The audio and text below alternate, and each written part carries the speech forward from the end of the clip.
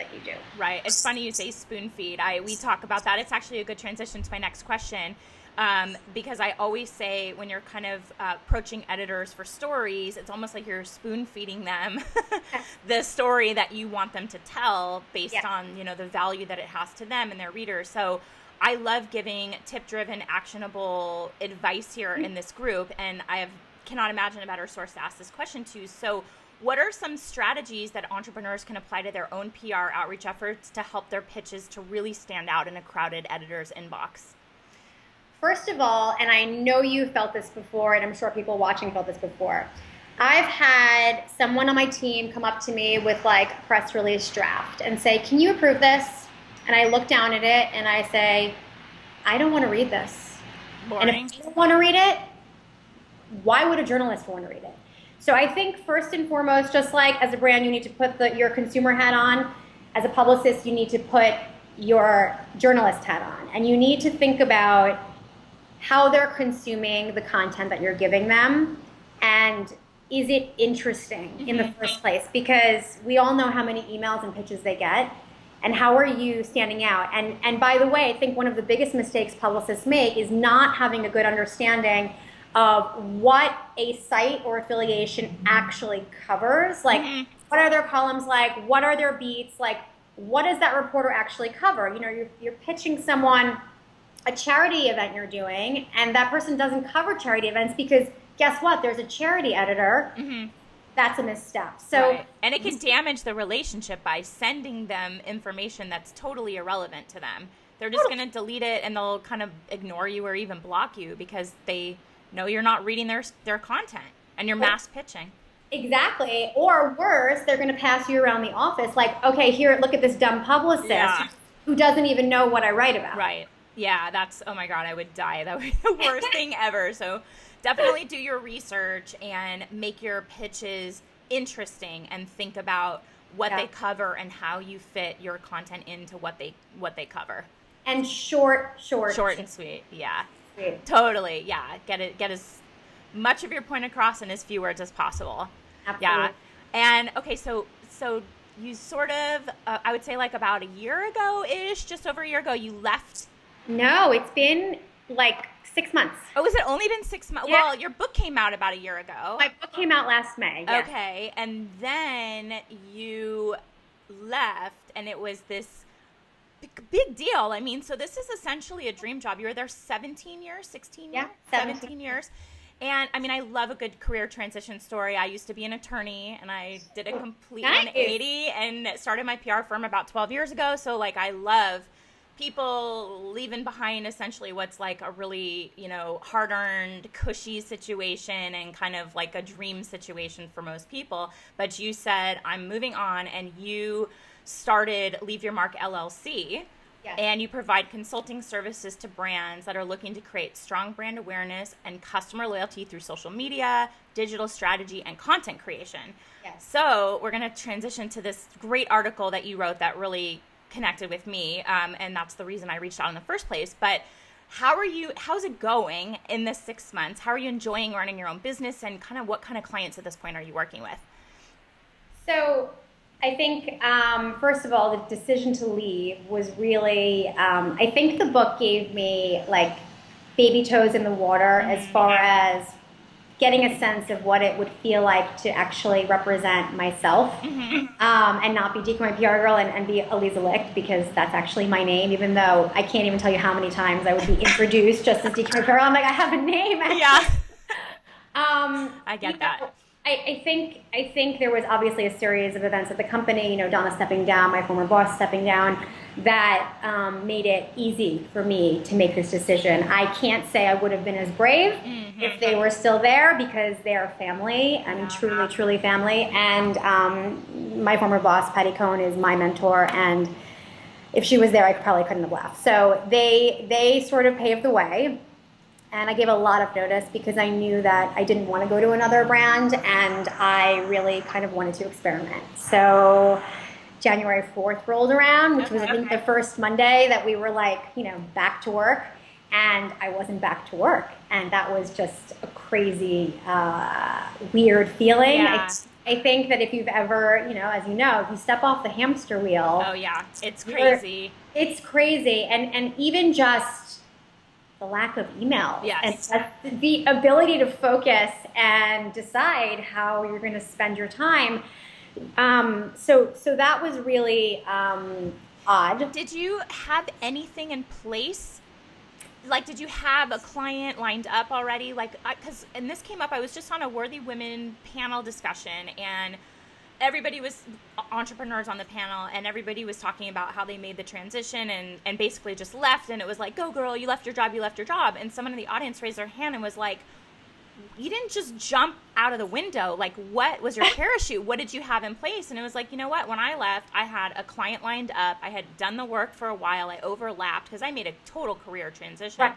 So, it wasn't, I had my first paying client lined up before I said, okay, I'm going to move away. And I had a 6-month runway where if it didn't work out, I could survive for that period of time, but then I can always go back. So what was in place for you to make that leap, to feel confident that now was the right time? Besides those, mentors leaving and things like that. Well, first of all, I would love to know, not that we're interviewing you now, but I would love to know how you proved yourself to your first client that you actually knew what you were doing based on law. That's a really interesting. We can interview you after. Okay. I would love that. You know what? I had been speaking to several companies and at the intersection of fashion and tech, which is a space that I love. And obviously I couldn't join anyone while I was still, a Donna Karen. So I felt like I had people to call, and but I'm not gonna sit here and say that I had this like roster of people lined up. I definitely didn't, and I definitely do not currently. I work with 2 companies right now, and it was sort of the inspiration for that post, because I think nobody realizes, well, except for the people who do this, when they go out on their own, how long it takes to build up a base of people, and just how much finessing and networking and everything I wrote about in that post you have to do to maybe be able to submit a proposal, right? Right. Yeah, it's definitely challenging, and in the beginning you're almost like taking clients that maybe aren't the ideal fit because they can pay you, and you can't sustain a business if you're not getting paid. Right. And then kind of over time you learn. But I mean, you've done this long enough where you know where you're going to be able to add value and what kind of brands you want to work with. You're probably in a better spot, and you have such an extensive network all these years. But it's definitely a challenge in the beginning to kind of prove yourself and why you're, different than what else is out there, and when you're just starting out. So for me, what I did is I worked for free for a little while, and then I came in below market. And I just kind of said, give me a chance, I'll work my butt off, and we'll get great results. And if you like the work that we do, let's kind of grow together. And I worked with my first brand for over 11 years because we got a lot accomplished together. So it's like, if you're willing to kind of prove yourself, and you've already proven yourself. So you are probably looking for brands, like you're probably seeking them out, while they're seeking you out, I would say that you've only proven yourself to people you've worked with, because even though you might have a reputation, when it comes down to someone paying you money, it's like you need to see it to believe it, and you need to, of course, have a rapport with that person. I think that for the most part right now, I've had the luxury of being reactive because I'm not looking to take on a lot of projects.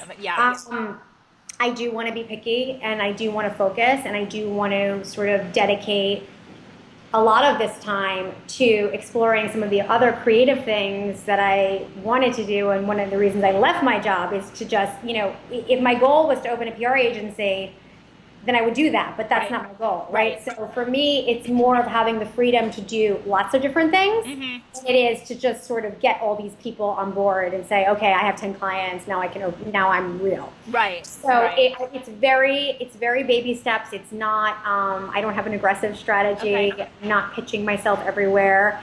But I'm also lucky because I don't have to right this second. It's still, it's only 6 months out. And by the way, you guys, it's the summer. So everyone's out to lunch right now. and also, like, I'm out to lunch. Right. Like, I'm not that into pitching myself right now.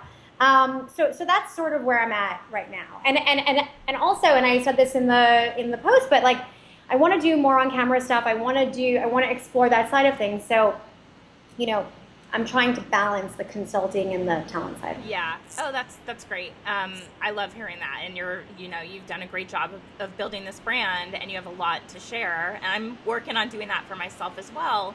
How do we get what we know out there? And I know you love to mentor, so you're mentoring as many people as you can. And being on camera is a great way to do it because you can reach a lot of people at one time and share a lot of information.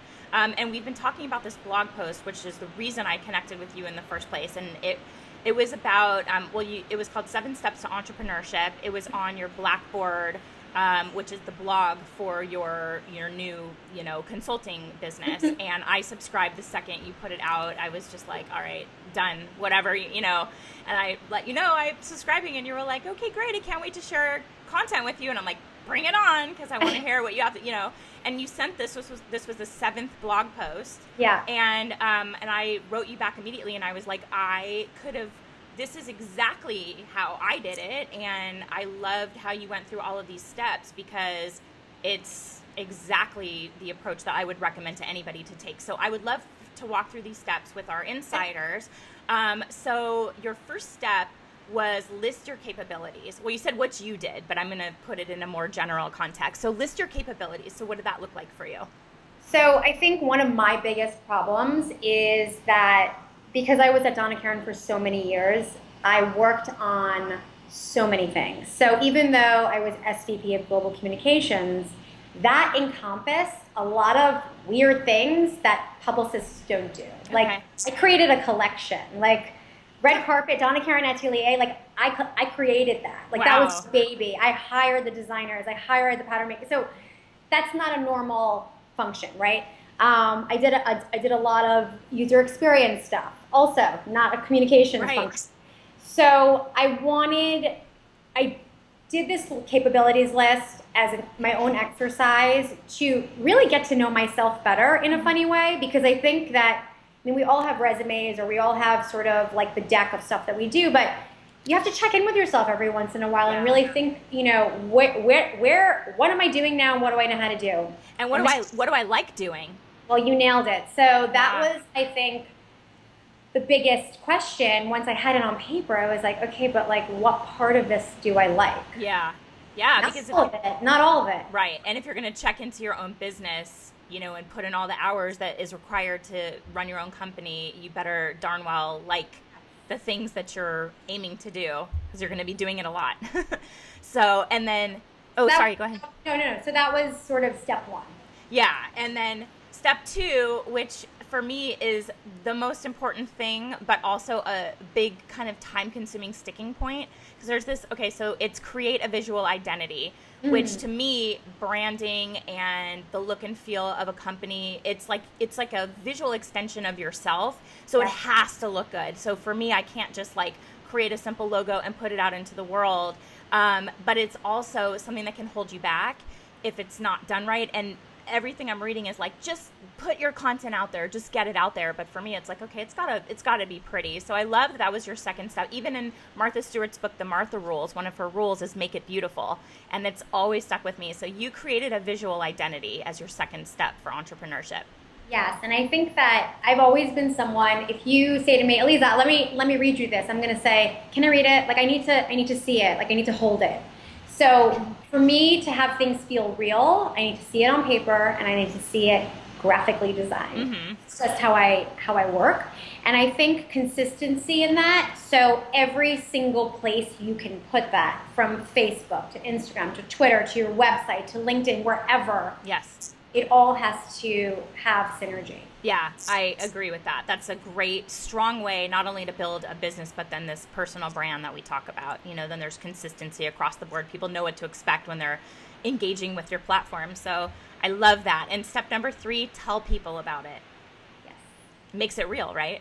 Yes. So I think this is a weird, almost like tell people about it. But I think a lot of times when people are thinking to leave their jobs to start on their own, there's an element of like, well, I'm not going to tell anyone because what if I fail? So if I don't tell anyone, then if I fail, I can just go back and get a job. And there is the possibility of failure, a very real possibility. But I think that you have to give people the tools to promote you. And I think that if it's a secret that I'm consulting and nobody knows that I'm consulting and what I'm consulting on, then how is anyone going to recommend me? Because we all know word of mouth is the key to the business. So, I strategically picked different people within the industry to personally reach out to. So this was not like I did a press release on myself and I pitched it to media. This was like one-to-one relationships of people who I thought could be supporters, could maybe think of me for something, could recommend me to somebody, and sort of seeded it out that way. And then, yes, I posted it on Facebook when I had the visual identity, and I tweeted it, and I pinned my tweet and all that good stuff. But I think that you have to teach people what you want them to know. Yeah, and I think telling people about it definitely makes it more real too, because now it's out in the world, and and maybe you're a little bit more accountable, and it might motivate you. At least that's how it works for me.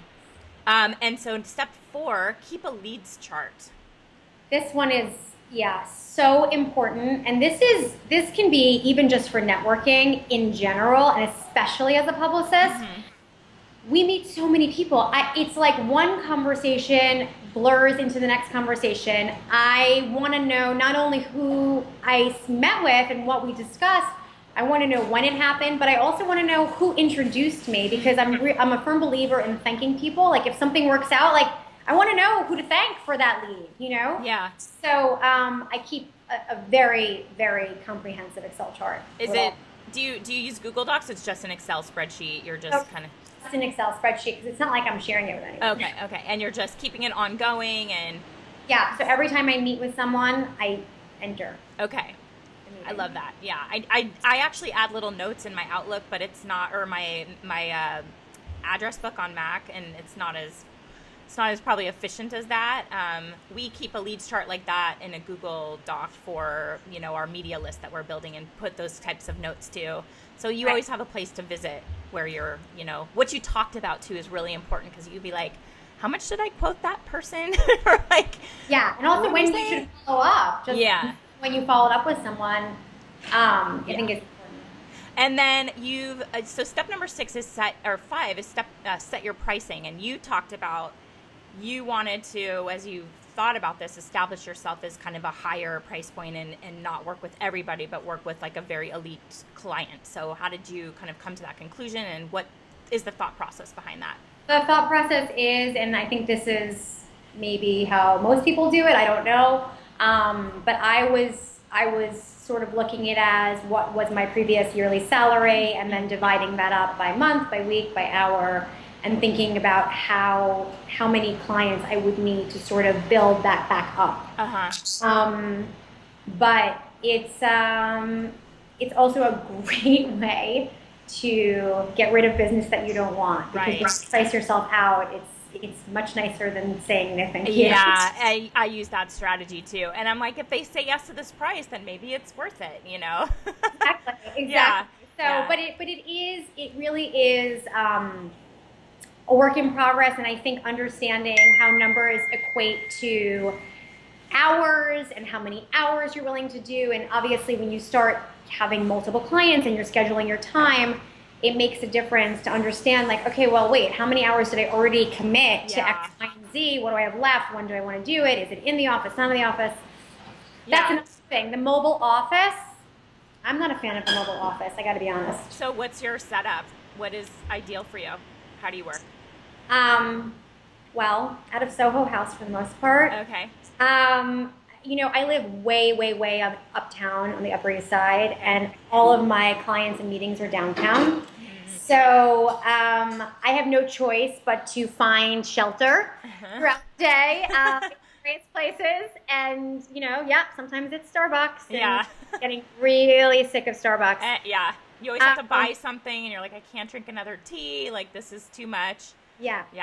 Especially if you go late in the day, you're like, I can't have caffeine. I'm not going to sleep tonight. You know what? I can't even smell it anymore. Like, I don't smell Starbucks. So literally so Soho House opened a new Like a co-working space? Well, it's Soho House, but it doesn't have a pool or a hotel. It's called Okay. Soho House. So I'm there for the most part, but I switch back and forth between there and meatpacking. Oh, got it. Okay. Yeah, it's challenging when you work for yourself to like get your office situation squared away. It's definitely challenging and a little isolating too if you're like in, I work from home and I've worked from It's just home. great. Yeah, it's fantastic. I love my office, but there's like the only friend I have here is my cat, and he's sitting at my desk licking his butt, and it's like that's kind of not professional, So it's It's different in LA because you can drive and you drive. can Yeah, go, you can get in your car. Your car is shelter, really. yeah. You can work out of your car too if you need to. So yeah, it's different. But New York is, and then there's the subway. Yeah. You're So figuring it out. You're making yeah, it work. yeah. Okay, so number 6 is manage your expectations, and it's your own expectations. So I love that you said you won't become an overnight success. So it's Yeah. like we always see these people that bust onto the scene and we're like, wow, where do they come from? And it's like you don't know all the hard work that went into that. And so you're managing your expectations for yourself and saying, okay, I've got to put in the work here and I have to be okay with that. So how do you manage your expectations in starting your own business? I think that when I say manage your expectations, I think it really refers to the pace that things get approved, budgets get approved, people are willing to sign on, people who are asking for proposals who don't really have any intention Yeah. of hiring you, Yeah. as you know. And I think, anytime you write one of those, you have to be very careful that you're not giving away all your Yeah. best ideas. And so I think time and also effort, but I also think that people just lie, right? Oh, yeah. So when you see someone who's doing really, really well and they have all these, amazing things, clients, whatever, I think that you do have to take it with a grain of salt because I've learned that not everything is as it seems. Right. So I'm much more comfortable being like, yeah, I've got 2 clients, that's it. Like it's not like a rockin' party over here. Right. Rather than trying to make it sound like I've got this robust business, because also, when you sort of fake that a little bit, people think maybe you're too busy for so but I know people who definitely have exaggerated. I never do, but I get that, and it's I feel like as I've grown my business, people have been really helpful to me, and really I wouldn't have been able to do it if I didn't have mentors and people Sure. willing to help me out. And so when people come to me, to the extent that I have the time to sit and share with them, I'm like so candid and honest, because it's like you got to be real. If someone's coming to you for advice, you have to, or if it's a prospective client, they're going to ask you like, what is your workload like? And you always have to wonder, do they want me to have a workload so that we look like we have a lot of experience and contacts in the space and a lot going on, or are they questioning whether we have the time to manage it? It's like that fine balance. 100%, and you've got to really gauge that properly, because every client wants to feel like they're your only client. Yes. Yeah. And we go out of our way to make that happen. We try our best, but, and then the last tip you have is kind of like the least sexy, but as a former lawyer, I get it. And I think it's extremely important. So you said legally protect yourself. So did you set up, because I actually waited to set up an LLC till about a year out, because it's an expensive process and there's no taxes involved, and I wanted to like make sure that this would fly before I did that. So, but you set out to do that right away. I did it because, quite frankly, I needed to feel official in some sense. Like I needed to feel, and I'm sure people who are freelance can relate. It's like I needed to picture my business card, and I needed to understand what it said, and I needed it to say something, because I didn't just want to be Aliza Licht. So that helped me sort of create parameters around what I'm doing. And then, of course, things are always great until they're not, right? So you can deliver everything that you said you were going to do for a client, and then you can somehow get stuck in a situation where they're not happy or they don't think that you've performed. And I just think it's really important to always have a contract. Yeah, always have a contract and maybe set up a legal entity to personally Yes. protect yourself. And you have kids, and you have one kid or two? You have I have two kids. two kids. Okay. Boys, girls? I have a boy who's 11 and Oh, a daughter who's 8. oh, cute. Oh, okay. So I'm 2 years apart. I have two boys, little kids. So, but yeah, you have to think about your family and like, what are you like leading them into that could potentially be problematic for you personally. So protecting yourself is a great idea. And if you do spend the money on an LLC or an S corp, then if God forbid you get sued, your company's being sued. You are not personally being sued. Right. Yeah. Which is a big difference. Yeah, absolutely. Still stressful though, but I mean, that never happens. But could happen. Yeah. But those were your 7 tips, and I thought they were great for anyone starting any kind of business. It was just so basic, but steps that people might not think to take. So thank you so much for sharing that with us, and it is such a pleasure chatting with you. So fun to chat with you. Thank you for reaching out. Yeah. You guys, like, reach out to your influencers that you love. Like, you never know what's going to happen. It's like awesome. I really appreciate your time, and anything that you want to share with the Jeneration Insiders. This is a group of really active and engaged entrepreneurs at every step of business. They're either experts going out into the world and pitching themselves, or brands with products that are trying to get in the media. Like, any little parting tidbits you can share with them? I think my parting tidbit would be that everything you do needs to be thought of very holistically. And I think especially with social media and digital and the way information is shared now, or leaked, or whatever you want to say, I think that, utilizing that aspect of it, the sort of like you open the floodgates, it goes kind of mentality, I think is an interesting way to prepare your press strategy. So I always, since 2009, I've always thought about PR from the perspective of social first, and how it's going to read in social, and then I've backed myself up to think about how I can get that result. And in fact, there's a really fun video if you guys want to watch. I did years ago a video called #UK2012. I don't know if you ever saw it, Jen. I didn't. It was really interesting. So, short story, at the time, we had a London store, DKNY, that was under renovation.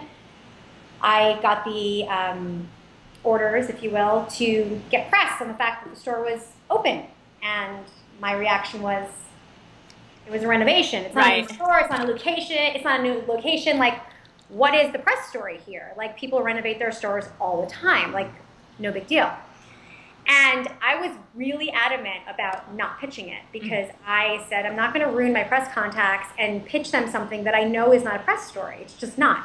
So I decided to make a video on how people consume press in social.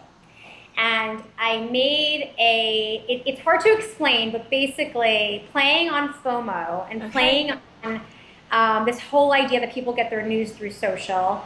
I invited all these influencers to participate in the video, and if you watch it, you'll understand, but essentially I created a fake social media conversation that never happened, that ultimately announced that the store was open. Okay. And then did press result from that, or is it about the conversation that... Yeah, it's really funny. So I pitched Mashable. I'll never forget. I pitched Mashable, and I was like, I'm doing this really fun video. It's a play on social media to show how we consume news. And they were like, but this didn't happen. I'm like, no, that's the whole point. It didn't happen, but it can happen, because this is how we consume news.